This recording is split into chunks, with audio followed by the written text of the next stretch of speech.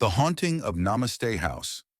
The Sharma family, a couple and their two young children, had always dreamed of living close to nature. When they stumbled upon a beautiful house on the edge of a dense jungle in a small town in Nepal, they couldn't resist. The locals called it Namaste House. And though it had been vacant for years, the price was too good to pass up. The first few weeks were peaceful. The house was surrounded by tall trees, and the soft chirping of birds greeted them every morning.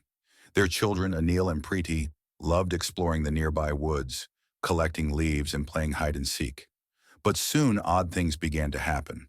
One evening while playing in their room, Preeti started giggling uncontrollably. When her parents asked what was so funny, she innocently pointed to the corner of the room and said, "My friend is here." Confused, her parents dismissed it as an imaginary friend. But the next day, Anil started talking about a little girl he played with. Both children often sat in the corner, whispering and laughing as if they weren't alone. The strange occurrences grew more frequent. Toys would move on their own, lights flickered, and at night they would hear faint footsteps running down the hall, even when the children were asleep. Concern turned into fear when the children started refusing to leave their mysterious friend, crying and screaming whenever their parents tried to separate them from the corner of the room. Then one night, while the parents were sitting in the living room, the atmosphere suddenly grew cold. The lights flickered, and a chilling gust of wind blew through the house, even though all the windows were shut. Anil was standing in the hallway, his eyes wide, staring at something only he could see. His mother rushed to him, but he wouldn't move. He was frozen in fear, staring into that same corner, whispering, "She's angry." As the days passed, the once playful spirit of the little girl turned aggressive. Objects would fly across the room, doors slammed shut by themselves, and the air around the house grew thick with dread. One night, the children's beds were violently thrown against the wall while they slept.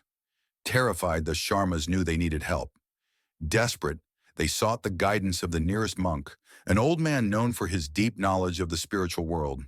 He listened carefully as they explained the strange happenings. After some thought, the monk revealed the dark history of Namaste House. 5 years ago, a young mother lived here with her little daughter. In a fit of rage, she killed her child. Overcome with guilt, she took her own life soon after. The little girl's spirit remains trapped, seeking companionship. She clings to your children because she is lonely and lost. Shocked by this revelation, the Sharmas asked what they should do. The monk advised them to locate the previous owners and hold a powerful prayer ceremony to free the restless spirit. Determined, they began their search, eventually finding out that the mother who had killed her daughter had indeed taken her own life just days after the murder. This discovery sent chills down their spine, and they rushed back to the monk in confusion and fear. "The mother's soul is lost too," the monk explained.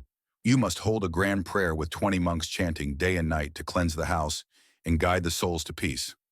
The Sharmas immediately arranged the prayer, inviting monks from all over the region. For several days, the house was filled with the sound of deep chanting, the air heavy with incense. As the prayers echoed through the house, the children's friend appeared one last time. But this time, there was no laughter, only sadness. Then as the final chant was spoken, a sudden calm fell over the house. The oppressive atmosphere lifted, the cold vanished, and the presence of the little girl faded into nothingness. The spirit was finally at peace. From that day onward, Namaste House returned to its peaceful state. The children no longer spoke of their ghostly friend, and the eerie occurrences stopped.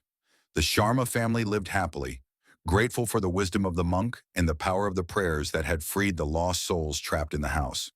But sometimes in the soft whispers of the wind, you could still hear a faint giggle, almost as if someone was still playing in the jungle, just out of sight.